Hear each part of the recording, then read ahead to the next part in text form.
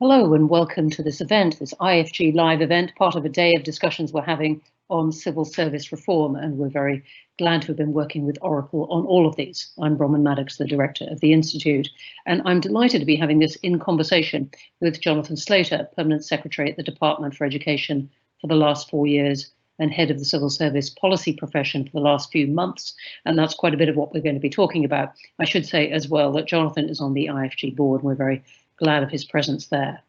I know Jonathan has been thinking a lot, and in those few spare moments between dealing with the coronavirus emergency, about the civil service reform, how policy should be made and implemented, and what the big challenges of the next few years are going to be. Jonathan is kindly going to speak for 10 or 15 minutes first. I'm going to discuss some of the points he raises with him then, and then it's open to questions. Please do send your questions, and please do, if you want, let us know where you're speaking from, where in the world. And if you're not keen on giving your full name, do, if you feel you can, give your first name, as we always like to know. With that, a very warm welcome. Jonathan, thanks for joining us. Great to be here, Bronwen. Thanks very much for inviting me along to what looks like one of a series of very interesting sessions on the subject of civil service reform today. Absolutely delighted to join the conversation, and let's see where it takes us. The last time I was with the Institute on the subject of the policy profession, I was listening to Chris Wormold, my predecessor, who handed over after 7 years in role to me at the beginning of 2020. And he was talking about the 12-point action plan that he had been leading for that time. And I thought talked persuasively about putting in place really clear professional standards for policymakers across government, whether that be on the use of evidence, on understanding politics, or seeing ideas through into action. And he talked also, I thought, well, about the training programs that we put in place, executive masters at one end of the spectrum, policy apprenticeships at the other end of the spectrum, and civil servants learning from each other. So clearly, a lot of work done under Chris's leadership on professionalising policy. After that, I went along to listen to John Manzoni talk at the Institute. This was in the days, of course, when we could physically visit the building. And he was talking about the work he'd been leading on professionalising what he called the functions: commercial, finance, technology, digital, and so on. And I think, again, John has a lot to be proud of. If you compare the quality of commercial advice and digital work now with 5 years ago, it is remarkable to see the difference. So looking at Chris and John at work, it makes me wonder for a bit, well, what am I going to contribute? How can I match that? And to start with, a sort of health warning: I'm not about to share with you my 12-point plan. I'm not at that stage of the process, partly because I've only just taken on the role, partly because coronavirus has been keeping all of us, hasn't it, incredibly busy, but also because, as you'd expect, I think we're much better likely to come up with a plan if we come up with one together, collaborating, sharing thoughts inside government, outside. Last week I was talking with 1,000 policymakers inside the civil service, a part of Civil Service Live, but the conversation needs to go on right across the country and beyond, doesn't it? What do people lucky enough to be on the receiving end of government policy think, whether they're in local government, in business, whether they are the end users?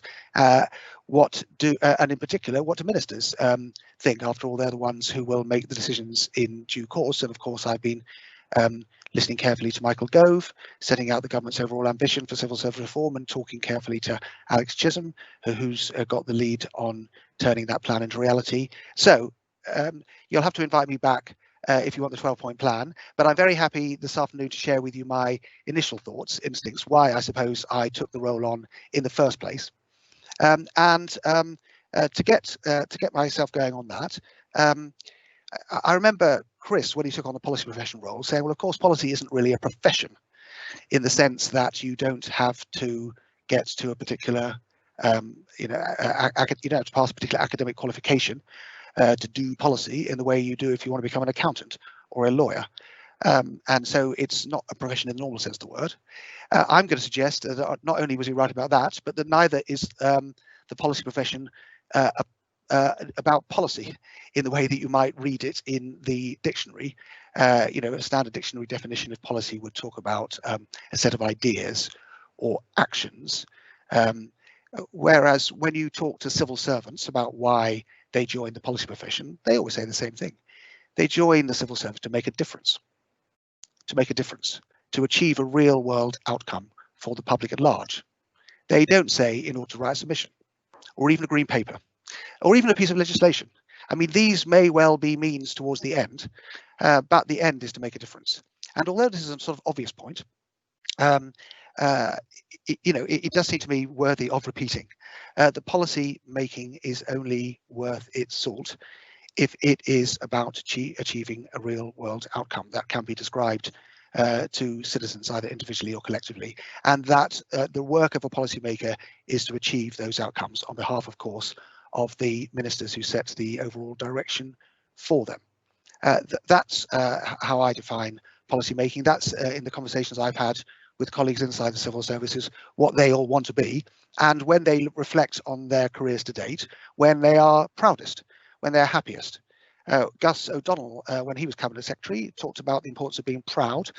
He also talked about the importance of being passionate, a word that was not expected, perhaps, that he would use about the work that we do.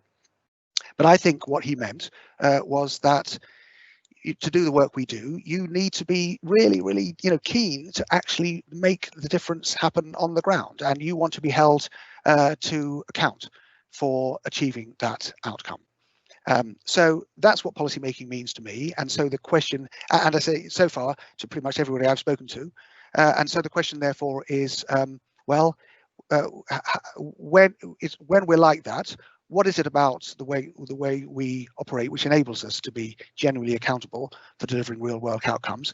And then, what stands in our way? If I look back over my career, I can think of a couple of occasions when I felt enormously proud for the work I did. On one occasion, I was able to claim some, credits for about twice as many children passing 5 good GCSEs in a particular part of London as a consequence of my action.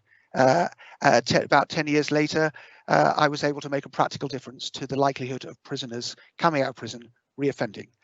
Those are the things I felt the proudest about, and they were because they were about achieving outcomes. I'll come back to some of the ingredients that made that possible. But similarly, if you talk to the head of the policy profession in the Department of Education, what has she been about in her time in post? Well, the thing she spent the most time on is ensuring that all 3- and 4-year-olds in the country whose parents wanted them to have access to free childcare got it. And she saw that through from beginning to end, from the idea and manifesto through to its conclusion. That's what good policy making is. So if that's what we want to achieve, then how can we make sure that's something that we do more of the time? Partly, it seems to me, it's a question of mindset. That's why I've started this talk by just reinforcing what policy making means. It's very easy to think about the first stage of the process, the engagement inside Whitehall. Whitehall is often described as a shorthand for policy making, but really it isn't. It's just a bit of the process. So, mindset, reinforcing the point, reminding people why they join the civil service in the first place, that is a very important part of this. But of course, however enthusiastic we all are to be held to account for delivering outcomes, we can only do that effectively if the incentives that are placed upon us encourage us to facilitate us operating that way. And the Institute has published quite recently research into the issue of churn. Because clearly you can't be held accountable for delivering outcomes if you move every 12 months or 18 months or 24 months. You've got to be in post long enough to see the thing through, as I say, the head of my policy profession in the DfE has been, which means, as of course has been discussed many times before, we need to be able to reward people for staying in role and for achieving outcomes. And it may be helpful, Bronwen, for us to talk in a while, if you'd find that helpful, about some of the opportunities I see that we have to change the pay regime that would encourage people to stay in role. I remember one of my regional directors in the DfE joining us from Manchester City Council a couple of years ago and saying to me, Jonathan, why is it that people seem to apply for a promotion in the civil service before they've actually achieve something with the job they were currently doing. And clearly we do need to change the HR systems in support of this this way of doing things. And as I say, if it would be helpful, I could say a bit more about that shortly. Another thing that I'm struck by when I reflect on those things that I've done, or the head of my policy profession, or others right across government, when have they been at their best? What has been the what has made it good? Partly, as I say, it's about staying in job long enough to deliver. Partly is about it being a team sport. So, you know, policy making is no good if it's only done by policymakers. Will be another way of thinking about it. You know, the work that Michelle has done to oversee the implementation of 30 hours childcare has been a very strong partnership between the civil service, local government, childcare providers within the civil service. She's had to work very collaboratively with commercial, finance, digital people. It's a team sport. Rather than sort of handoffs from policymakers to analysts or policymakers to delivery people, it's done when it's done well. It's done as a team sport. I was talking to colleagues from DWP the other day about the way that they seek to get policymakers testing out the implications of the policy that they're thinking about. You know, within 24 hours of the idea, they can be out in a job centre trying it out, seeing whether it would work in practice. So anything I can do to create a sense of a team of people accountable for delivering an outcome, incentivized so to do, in which the role of the policymaker is convener, bringing together the team. The policymaker accountable for the outcome has to be an expert in the subject matter. In my case, in education, expert on children, or expert on teaching, or expert on adult learning, whereas the commercial and digital and data people are experts in their functions. So you could imagine a project management specialist moving easily between the Department for Education and the Ministry of Defence. Project management is project management. You've got to have an interest in the subject matter, but your specialism is project management. The policymaker, their specialism is delivering outcomes in the area that they know, which might be children, or it might be national security. It's unlikely to be both. These are specialist subjects in which policymakers really need to understand the subject. They need to spend a lot of time with their customers, really getting to grips with what it's like in a school or out with the army, depending on the subject matter. And then as a team player, delivering outcomes on the ground. That's probably enough, Bronwen, to get us going. But I'm very happy to explore how we might turn some of those things into reality, if that would be helpful, as well as give examples of where I've seen that work well or badly to date. I hope that's a helpful introduction. Jonathan, thanks very much indeed for kicking us off like that. Well, no, that is indeed, that's enough to provoke loads and loads of questions from me and other people as well, I suspect. Let's start with one of your points in the later bit of that. What you've described is potentially quite a significant shift away from policy making as we've come to know it. And I wondered whether you thought that it meant senior civil servants staying in their jobs for much longer than they are at the moment. So I think it's important not to, but it's almost impossible in an event like this to succeed in not generalizing, because clearly the situation is different in different parts of the civil service, and clearly there are the significant parts of the civil service where people stay a long time in their job and they develop real expertise. So if you were to look in the Ministry of Defence, for example, there are a lot of people who spend the whole of their careers there, and there's no question about their expertise in the subject matter. And you can see that in transport, you can see that in work and pensions, you can indeed see it in education with some people. So it's not that everybody is churning around all the time. And of course, if you stay in your job too long, then you know, you need some other people to come along and suggest how things could be innovated. So you want the right balance. But yes, I think everybody I speak to says that there's not enough in the system that incentivizes people to be held to account for delivering an outcome. And in particular, I mean, this is the sort of simple touch point, it is easier to get a pay rise if you move than if you stay. and hence my point about the importance of changing the pay regime to put that right. Well, can we just dwell on that for a second, because this comes up a lot, and I'm delighted to say, as the Institute does argue this a lot, and we've done a piece of work a couple of years ago about how destructive turnover of civil servants can be, and ministers as well, but that's not what we're talking about right now. What exactly would you do to change the pay and promotion regimes to slow people down? I'm lucky to have taken this role on at precisely the moment when a task and finish group led by Peter Schofield, my counterpart at Work and Pensions, but working collaboratively with the Treasury and others, has just reported on its proposals for reform of senior civil service pay. And along with Peter and I think Tom Scholar, and others, other permanent secretaries, we were invited to advise the senior pay review body in the last few months on this work. I've been asked now, as the head of the policy profession, to design a pay regime for policymakers in the SCS consistent with the work of that task and finish group. And basically, the proposal is that we should define what standard policymaking is at deputy director level, DG level, and what good looks like and what great looks like. And if you move from standard to good, you get a pay rise because of what you've achieved, and from good to great likewise. And so in the context of the talk I've just been given, clearly you would move from standard to good on the basis of having achieved a real world outcome, and you'd move from good to great on the basis of that outcome being a particularly difficult one to achieve. And so your pay would be because of what you had, your pay rise would be based on what you've achieved, rather than anything else. And you'd have to be able to demonstrate what you'd achieved and how your knowledge on your subject matter had grown in that time.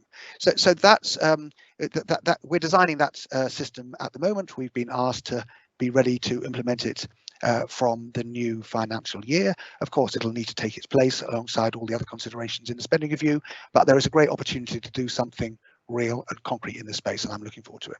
And you put an emphasis there on the knowledge and how their knowledge of their subject has come along, which is something I know we at the Institute would very much welcome. So look, it really does take time to get to grips with any subject area, and some of them are immensely complicated. But what does that mean then for the skills that you want policy officials to have? Are they going to be more like contractors, sort of bringing in digital and commercial and legal skills, or which are the skills that you think are absolutely essential if someone is going to get on in this? Well, as is obvious from my earlier words, one thing they've got to be is a good team player. Nobody's got everything. Chris was absolutely right, I thought, when he set out at the Institute the importance of a policymaker knowing enough about analysis, about delivery, to be able to engage in a proper conversation with those people who were the experts. Couldn't claim to be those persons themselves, and I've sought to distinguish in what I've said between the role of the policymaker accountable for delivering the outcome, convening a team of people. So they've got to be a really good team player. They've got to be somebody who whom their expertise is on the subject matter. It's so, a good thing about the Department for Education is if you work in this schools group, you need to spend at least you need to take part in a school immersion program. You spend 3 days in a school, a day with the child, a day with the teacher, a day with the head. I did that when I arrived. It's a rewarding thing to do, but obviously 3 days is not enough. To really know what's going on in schools, you've got to spend a lot of your time in school, haven't you? You really do. You really need to understand the subject matter alongside, of course, the policy making process that I've already said Chris put a lot of time and effort into making sure was built into the people's careers. So I would say the thing I'm adding to that is a deep subject matter expertise gained from spending as much time as possible with the relevant citizens, customers, delivery agents, and the notion of teamwork, and not as an abstract concept, but in my own experience, the best way to learn how to work as part of an integrated team in delivering outcome is to do it, is to have some experiential learning of it. And I see plenty of opportunities for us to put that into place right from the earliest point in people's careers. So what do you do about accountability within all this? I mean, some people have said, and I'm thinking of voices in Parliament who've said, we want civil servants to stay in their jobs much longer so that they can be accountable for the projects that they are advising on, and for us in Parliament to be able to bring them back, even if they've moved on to another job, to try and increase the accountability in the system for the advice that's given. Yes, well, you've heard me use the word accountability more than once this afternoon, and I feel at my best when I genuinely feel accountable for delivering something, and that's when I feel proudest and most fulfilled. And that's been my experience of civil servants that I've worked with, and in the conversations I've been having. It's a team sport. Isn't it? And ministers are part of the team. I mean, obviously they're in charge of the team, aren't they? But again, if I were to look back to those circumstances where I've been most effective, it's been, when there was really good clarity between the overall political direction.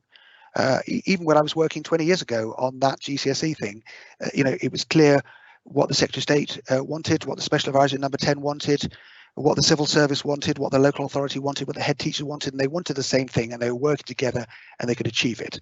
And they felt a sense of team, so that if something happened on the ground which had not been foreseen at the beginning, then it got reported back. The minister was, of course, in the end, the decision maker. That's the nature of democracy, and it's a jolly good thing too. But it iterated as you went, and that seems to me to have a lot to be a great deal of merit. It's more complicated than the notion of the minister sets the direction and then we get on with it. But operating agilely, reporting in and out as we go, that seems to me. That seems to be the way that things normally work, and it's possible, obviously, to have an engagement with a parliamentary committee which might be less forgiving than is implied by what I've suggested. But I try, whenever I'm in front of a select committee, to just explain that reality and explain that I was doing the best I could in the circumstance I found myself in, and I can't ask for any more from anybody else than that. Well, thanks very much indeed for that. I was wondering what role you thought policy professionals had in challenging the feasibility or the value for money of proposed projects. Well, it's not only a good idea, but it's the law that they must do so. So the Civil Service Code requires us to operate, as you know, impartially, honestly, and so on, and it's the law of the land. When I became an accounting officer, one of the first training courses I went on was about how to fulfill the responsibility on my shoulders to make sure that I did advise ministers on feasibility, on value for money, on regularity and propriety. And when I was being asked, how long ago was it? Could it really have been 2 years ago? To do something which it looked to me and the team was very, very hard to do in the time available. I sought a direction. It's absolutely entirely right and proper for ministers to say, we want you to take a significant amount of delivery risk. It's on our shoulders. Just as it's my job to say, if you take that course of action, there is a significant doubt as to whether it can be achieved on time. They decide, we advise. Nothing wrong with that system. I want to explore this point a bit more, because it's been a feature of British government really for some decades now to farm out delivery or implementation to arm's length bodies in some areas. Do you think that that's had its day? I mean, you're arguing for a much more united sense of what policy and delivery are like. So, if we look back over various civil service reform efforts over the last 50 years or so, goodness me, am I that old? Obviously we find some have been more successful and more sustained than others. And one of the reforms that I think we'd all agree was definitely been sustained, was a great idea,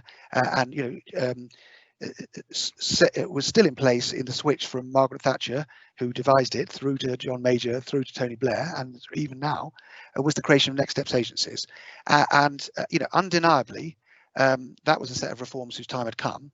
The notion that far too much of the civil service was not properly delivery oriented and customer focused, and that needed to be fixed. I was just reading last night, actually, the 1988 report by Kate Jenkins and her colleagues in the efficiency unit, and it was a great piece of work, and it did lead to a significant amount of transformation. But if you're not careful, it can imply, can't it, that those of us left behind, those of us not in the agencies, are somehow not responsible for being customer focused in our work, because that's what the delivery people do. And of course, that was not what Kate and her colleagues meant, and that wasn't the problem they were trying to confront. They were confronting a different one. But the issue I'm interested in, my responsibility, is to make sure that policymakers are just as focused on achieving great outcomes for citizens as the people who work in the agencies. And we're all used to the idea of clever policy people handing stuff over, throwing stuff over the wall. There's all sorts of metaphors used to deliver people to get on with. And no, the fact of the matter is this stuff is much better done by people working in teams together. And I was struck by what I saw when I was talking to colleagues in DWP. I've seen it in the DFE too. One of in the work we've been doing in recent months on making sure that we had access to really good IT for children in need who didn't have access to the IT at home, was really good collaboration between the head of the policy profession and her team and those people working in commercial and in delivery. It's a team sport. That's what's important. And so one of the things I've been talking to people all day about is whether this time is different, to take the title of our opening session. And I'm thinking, obviously, of Michael Gove's speech to Digitally a few weeks ago, which got an awful lot of attention. Dominic Cummings's comments on this actually for years, but in particular after the general election. And also the fact that this is civil service reform. It's not something that people are out manning barricades to try and bring about. They absolutely know when government doesn't work well, or they otherwise assume it should work well. So this is something, the sort of blast of energy on this subject at the moment is very much coming from government, out of its own conviction that this needs to change.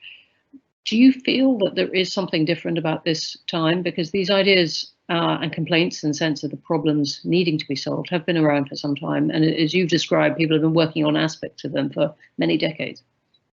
So, I've been a civil servant now for 20 years. And so I've heard the phrase civil service reform a great deal, and so it's a great question. And yes, I would beware permanent secretaries telling you that this time is different. Let's see what happens. I certainly hope it is, and I certainly think, as your question implies, that there is a lot of potential. I simply wouldn't have put my name forward to replace Chris, given the tremendous work he'd done, if I didn't think there was a serious chance of taking the work on in the way that I've described. The Institute's done really good work itself on where the conditions for success, and clearly they do require very strong ministerial drive, and clearly the Chancellor of the Duchy of Lancaster is providing that in his speech. Clearly he's got a record as a very serious reformer from his time as Secretary of State for Education and elsewhere too. Alex Chisholm, the newly appointed Chief Operating Officer, this is his job full time. He's got a great team of people around him. It's not common, as you say, Bronwen, for incoming prime ministers to prioritise civil service reform early, and quite often previous prime ministers have rather regretted leaving it until it was a bit too late. It is, so there are a number of conditions that are in our favour this time, and so from my point of view, we need to absolutely take the best opportunity we possibly can. But call me back in a couple of years' time, and I'll tell you whether we did it. Okay, great. And actually, let me just ask you the final question before we go to wider questions. How will you measure success? So it's hard, isn't it, this to find good policy making. One thing that Chris did, in fact, Francis Maud, I think, challenged Jeremy Hayward on this. How do you know whether your policy making is any good or not? And that international index was created, and Chris Wormold was reporting back on it at his talk at the Institute last year. The UK civil service came out pretty well on policy making, but it was a sort of subjective measure. Interestingly, the one element of it that we didn't come out very well of I was looking at this again this morning, was the way that policymakers were working with agencies. Interestingly, so sort of my theme about this being a team sport is perhaps, and the importance of us making progress on that is perhaps borne out by that analysis. I would look to evidence from our customers, the public at large. Are we delivering the improvements that we said we were? I would be looking for evidence from our ministers. Do they feel that we are, advising them really clearly about the real world implications of what is proposed? Do we really know what we're talking about? Ministers, of course, want to decide what they want to do, but I've never worked for a minister, never, and I've worked for a lot of ministers who doesn't really appreciate the difference between a policymaker who really understands their subject matter and can talk with real authority about it and genuinely feel a sense of accountability for delivering it, from the, well, let's call it bluffer, who sounds convincing but moves around too much. So I would think some good 360-degree feedback would be an important part of it. Some peer review from elsewhere. I've plenty to learn from Scotland, from other countries around the world. I'm very happy to be scrutinised by the Institute, as well as looking at in practice at what we deliver on the ground. Okay, thanks for that. Let's go to questions now, because there's a lot coming in, and a lot of them are very much on the details of the policy profession and what it's like for people in it, and where you particularly want reforms to go. We start with one from Trilly Chatterjee, and she says, to what extent do the day-to-day demands on policymakers, particularly in responding to changes in political climate, direction, or whim, disincentivise good policy making? Not very kind about politicians, that question. Well, I think probably the safest thing for me to do is to invite her, if she's not done so already, and she may well have, to read Michael Gove's Ditchley Speaks, the one we've been talking about, in which he starts with, when he's listing the things that get in the way of good policy making, the potential for ministers occasionally to want quick announcements without much time for the necessary work to be done.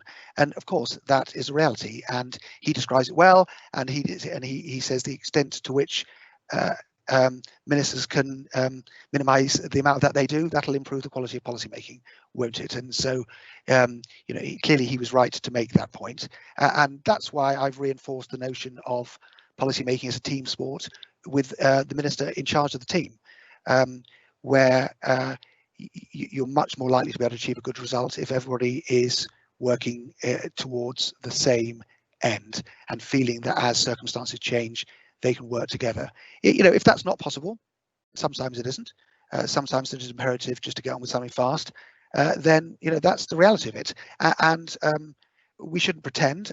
And I'm signing off all sorts of stuff at the moment that there isn't much time to develop because we're in an international crisis, and in those circumstances, it's my job and that of the team working for me to describe the nature of the risk that we are taking as we have to leap fast.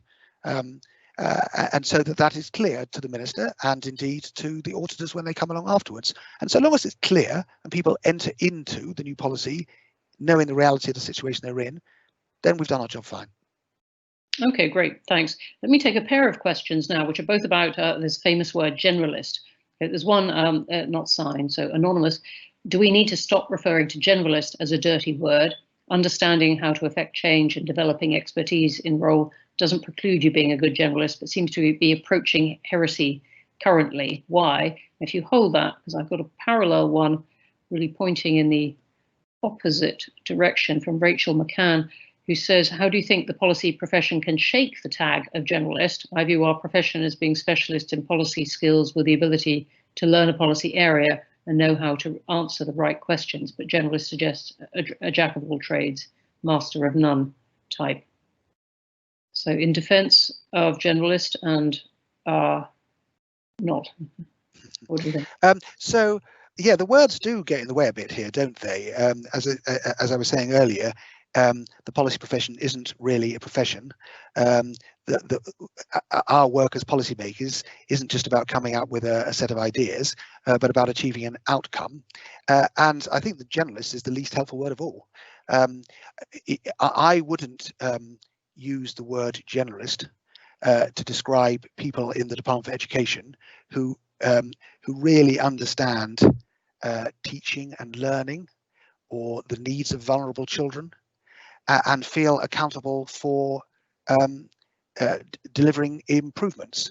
The woman who heads my policy profession again, has worked in a number of different departments in her career to date. She's worked in DWP, she's worked in the Ministry of Justice, as well as the DFE, she's worked in the Cabinet Office. But if you track it back, what she's done in each of those jobs is learn a lot about children and young people, whether that's from a sort of youth justice perspective, or from a poverty perspective, or from an education perspective. And so she's an expert on a subject matter, and she gets the satisfaction from delivering outcomes. And I wouldn't call that a generalist. I don't really mind what you call it. If we can agree that that's what the task is, and that's what good looks like, then our aim should be to do that as much as the time as possible, and not in the way that Fulton quite rightly called it out in 1968, people whose expertise is in the political process. That is necessary. Obviously, we work for politicians. If we can't work effectively for them, we might as well give up. But that's just the starting point. Somebody who just understands politics and moves from one department to another department, that's hopeless. Okay, thanks very much for that. Let's go to one from Simon Judge, who's a retired civil servant. Does it matter that so few people have any real understanding of what the civil service does? I assume he's inviting the answer yes, because he then goes on to say what could be done about it. Well, yes, as you know, Simon, it's nice to hear from you again. It's a collective noun that hides an enormous amount of variation. So a prison officer is a civil servant, a tax collector is a civil servant, the cabinet secretary is a civil servant. So it's, we've been discussing the limitations of a number of collective nouns in this conversation, haven't we? And none of them are particularly useful. I've taken on this particular role because I think that there's a tremendous opportunity that policymakers can make to improving people's outcomes. They can only do that if they work collaboratively with other civil servants. I'm not sure that it matters to the public that much if they could define the variety of civil servants. It matters to us that we get away from the notion of the policy as king or queen, the clever ones who come up with the ideas and hand them over to other people. That's the thing that I'm wanting to confront, and everybody I talk to knows they're at their best when they operate that way. Okay, great, thanks for that. Let's go to another one. Someone wanting to know whether you think the policy profession should be unbundled so that strategy and policy making and briefing and engagement and delivery are done by specialists. So I did my health warning at the beginning about the absence of a 12-point action plan, and I don't want to get into too much detail at this point because I would like to work on these questions with colleagues and explore what will make the biggest difference. I've already suggested, but a sort of comprehensive unbundling of the sort you described, instinctively, I'm not in favour of. Clearly, as I've already suggested, a policymaker needs to be able to communicate effectively with ministers because they're in charge, and often that's done in writing. You mentioned briefings. Often it's done face to face, and being able to do it well, be able to talk and listen well is a sort of prerequisite of the job.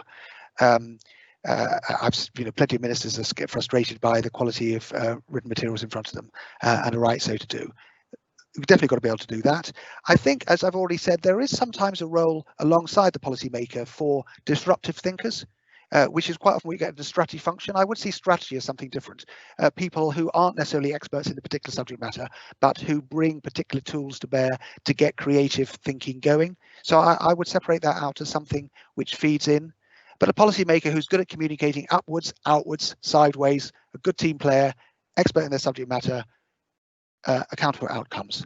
That's all in the bundle.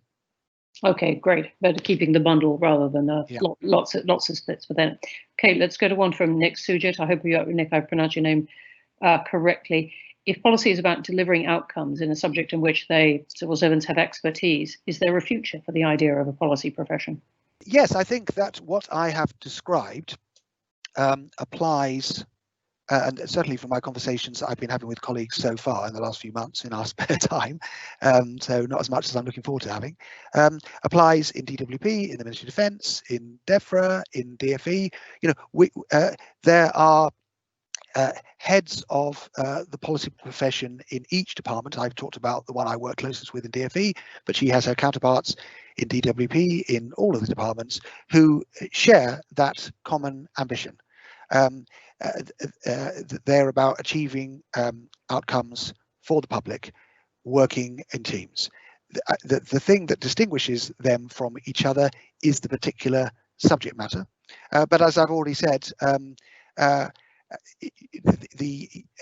if you're working on trying to help improve the lives of vulnerable children, you could be doing that in a number of different departments. If you're trying to improve national security, you could be doing that in a number of different departments. And perhaps a sensible way of thinking about things is from the point of view of a set of strategic outcomes. Again, I mentioned Scotland, and they've sort of chunked up what they do into 5 or 6 different areas: security, environment, inclusion, but they're all in that outcomes business.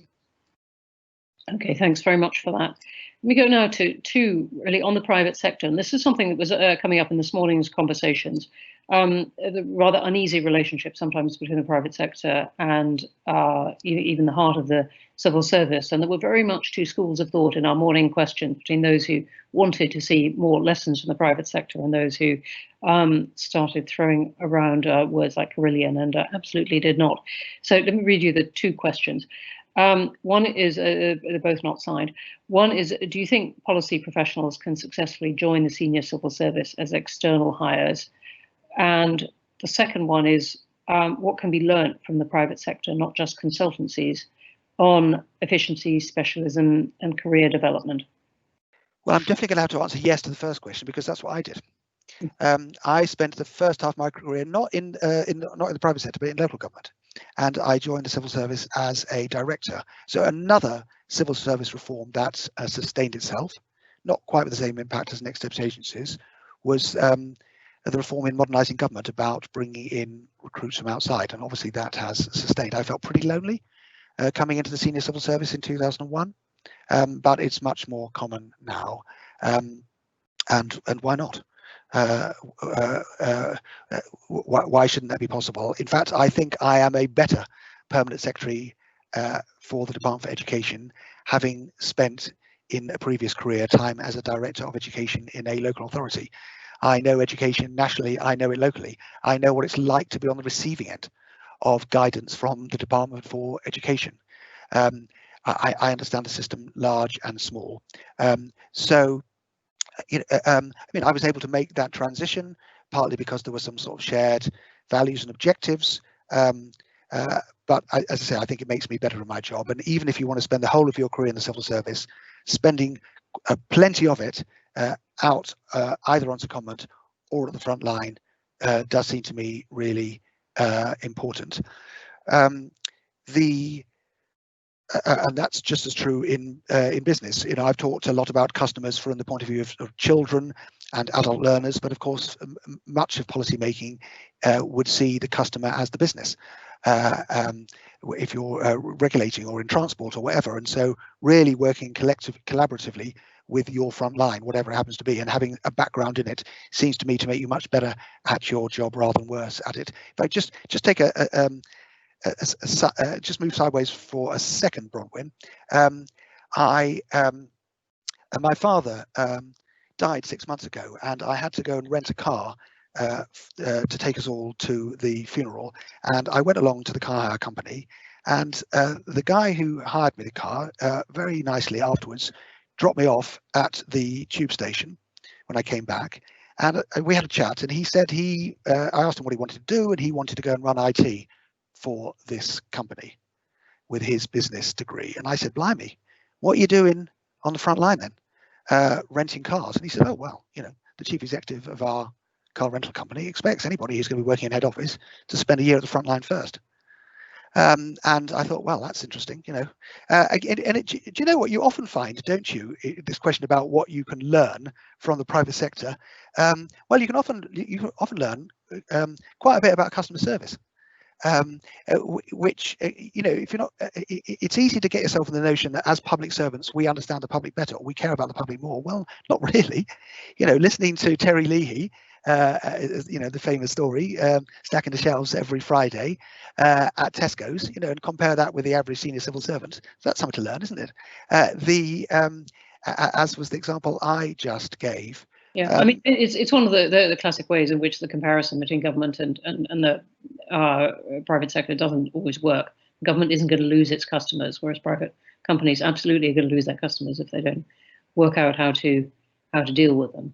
And so yes, it's certainly the case that you could conclude, if you wanted to, that because ministers are only going to be elected once every 4 or 5 years, that we're less interested in what they think in intervening times. But that's not been my experience of ministers at all. I mean, I often find over the last 20 years myself in a conversation in which I'm watching the discussion between a civil servant and the minister knows more about the perspective of the customer than the civil servant, because they spend every Friday in the surgery.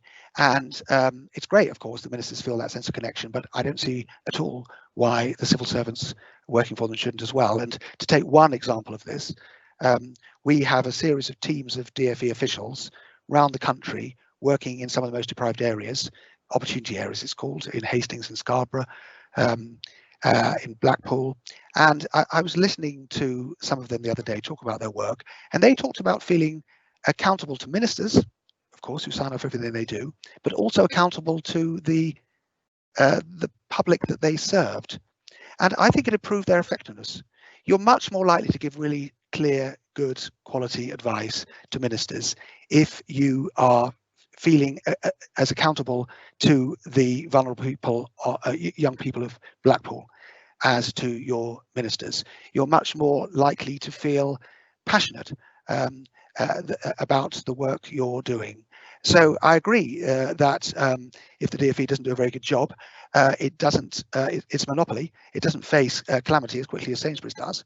But actually, they're paying our wages, and I don't see why. And when policymakers are at their best, they operate in that way, and I see plenty of appetite to operate that way. Okay, great. Let's go on. And I've got one from Matthew Gill, who says, you've emphasised, Jonathan, a combination of expertise and teamwork in improving policy making. But I'm not sure. He says, this is enough. What is the place of core policy skills like simplifying complexity, including the available evidence, presenting options, making well-justified recommendations? Of course, doing these things well requires expertise, as well as an interest in outcomes and team working with those involved throughout the delivery process. But it is a distinct skill set, he is arguing.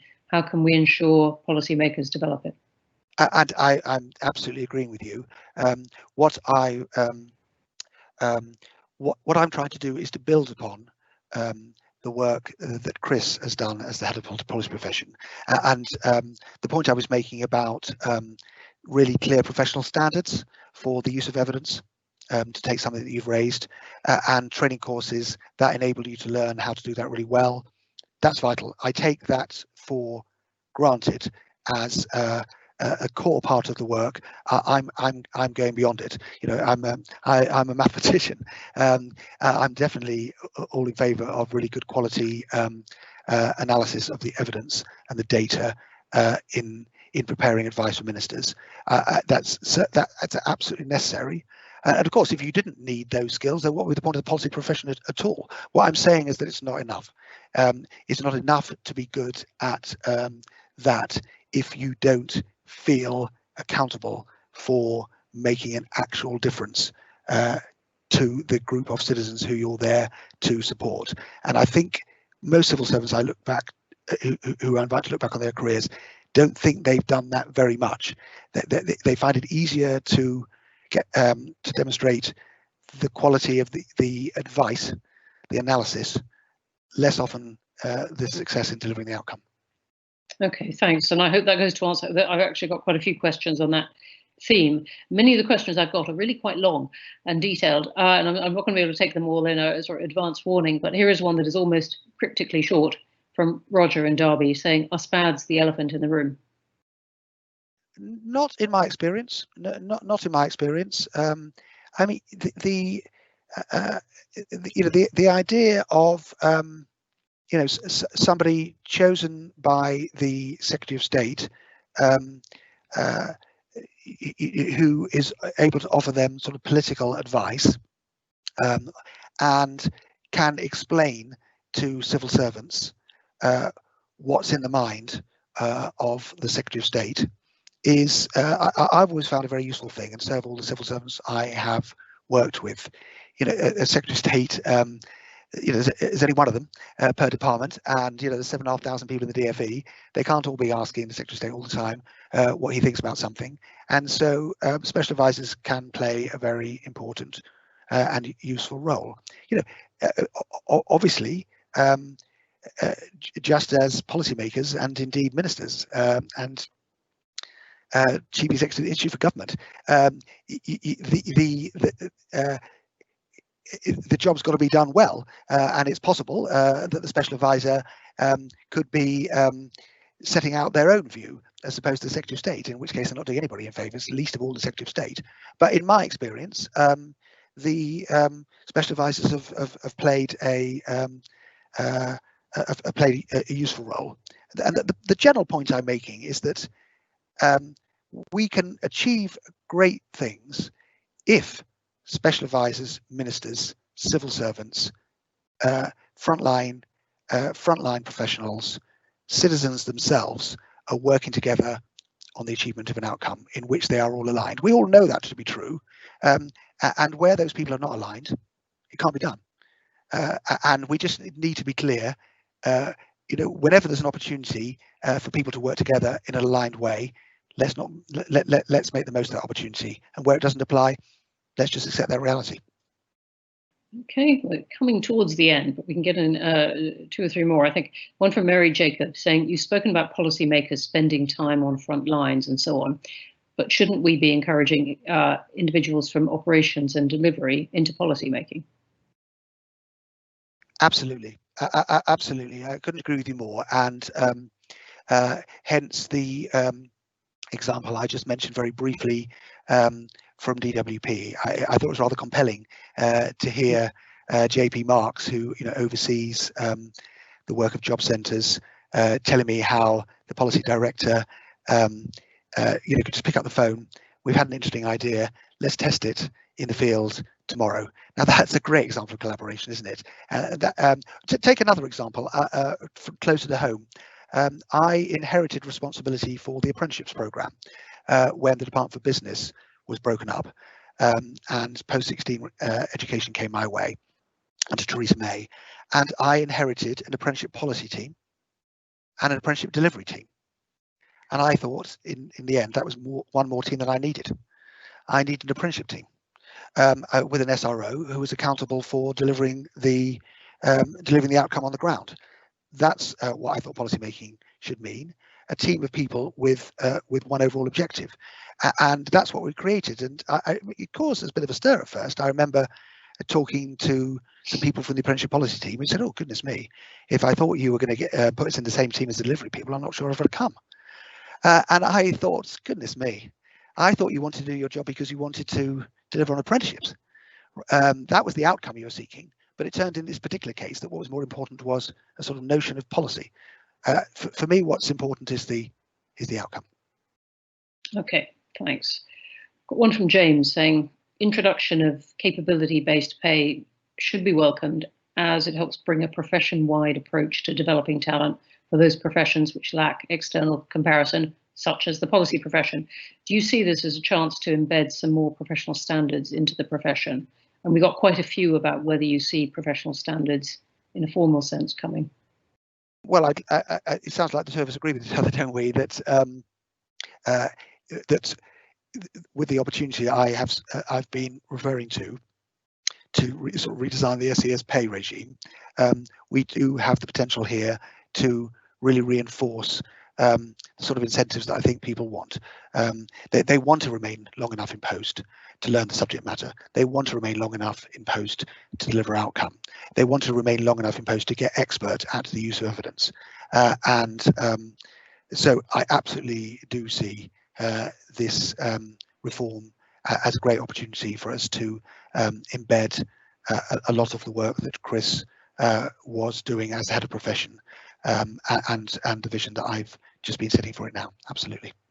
Okay, but one from Nick Sharman saying, given your local government experience, it would be good to hear how that can be, local government can be incorporated rather than merely consulted over policy implementation. Yes, hello Nick. Goodness me, it's all numbers of people that I've worked with in the past. Great to hear from you as well. Like being in the building, you can't see them. Yes, I must be sort of wondering who I've had an argument with in my past might be listening and you're about to bring in. So look, absolutely. You'll know at first hand, Nick, the example I was giving from of GCSE results, and that was a great example of collaboration between local and central government. And when I was talking about the work on reducing reoffending, that was a collaboration in that case with the voluntary sector and some private sector funders. And the fact that I was working first for Jack Straw and then for Ken Clark, and both of those sector estates were very happy for me to develop the thinking in partnership, made the policy much more effective, didn't it? And so, you know, whenever there's an opportunity for civil servants to be developing, you know, co-creating their work, it's more likely to be good quality. You know, in the end, and I know you believe this strongly, Nick, from conversation we've had in the past, you know, with the end users themselves, you know, the extent to which it's possible to engage head teachers, others in the design of education policy, then it'll be the better for it. You know, difficult, of course, in the current crisis because of the speed we're having to operate, but you can be, you know, confident that we have, as we've been working on our policies, done the very best we can to engage with others as we develop the guidance, rather than just land on an unsuspecting world. But obviously there are circumstances in which that's very, very hard to do.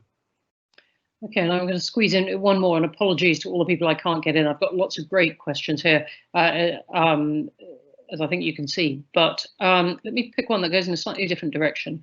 Again, not signed, but it says, how can you guard policy professionals against over-identifying with the sector that they are specializing in or that they're getting to know about, which might work against their impartiality and inhibit them from unpopular but necessary actions? So getting too expert and captured. Well, yeah, clearly, if a civil servant is simply acting as a mouthpiece for teachers, then they're not being very effective at their job. Teachers don't need anybody to act as a mouthpiece for them. They can do it perfectly well themselves. And so you're right. It's important for us to be clear about our role as policymakers, which is not simply to advocate, but that can't be, can it, an argument against knowing the subject matter really, really well. In fact, you might say, if you want to be able to distinguish between a situation in which a provider is arguing something that's subjectively to the benefit of the end user, or in the interest of their members, then really understanding the subject matter will make you much more effective in that role, won't it? That's the way that I would see it. And you know, every time I'm in a school, or in a nursery, or in a college, or in a university, or talking to a group of social workers, you know, I learn more, but I learn the most when I'm talking to the young people who are being supervised by social workers, who are being taught by teachers. You know, in the end, I feel accountable to ministers, but I'm doing it for the children and for the adult learners. And you know, that's what I identify with, not with a notion of provider capture, albeit that I have enormous respect for teaching. My father was a teacher. I'm not a teacher. I just don't think I've got what it takes to be one. Not the patience for a start, but has been sorely tested during lockdown with my daughter, poor her. But it's not a coincidence, I think, that I'm the permanent secretary of the Department of Education, because with my dad having been a teacher and my mother a children's social worker, we oversee those worlds. And I think that there's something that I can do as a policymaker that enables the children who are looked after and supported by teachers and social workers to do the best they can. That's what motivates me. That's what I hope and see motivates people when they're at the best in the DFE. And that's really, really beyond anything else what I want to bring to the policy profession. Jonathan, thank you very much indeed. With that, we've come to the top of the hour. As broadcasters still say, even though the era of clocks on the wall is pretty much gone. Everyone, thank you for terrific questions. Thanks for sending them. I'm sorry I could get in only a fraction, but I hope that the answers we did cover really answered actually quite a lot of what people were asking. Jonathan, thanks for your patience, which you have demonstrated. And it tends to be more of a kind of fusillade of questions in this format than in the traditional handing a microphone around the room. So thank you for that. And thanks very much indeed for your thoughts on this. We will come back to you in the spirit of holding things to account. Okay. Thank you. Goodbye.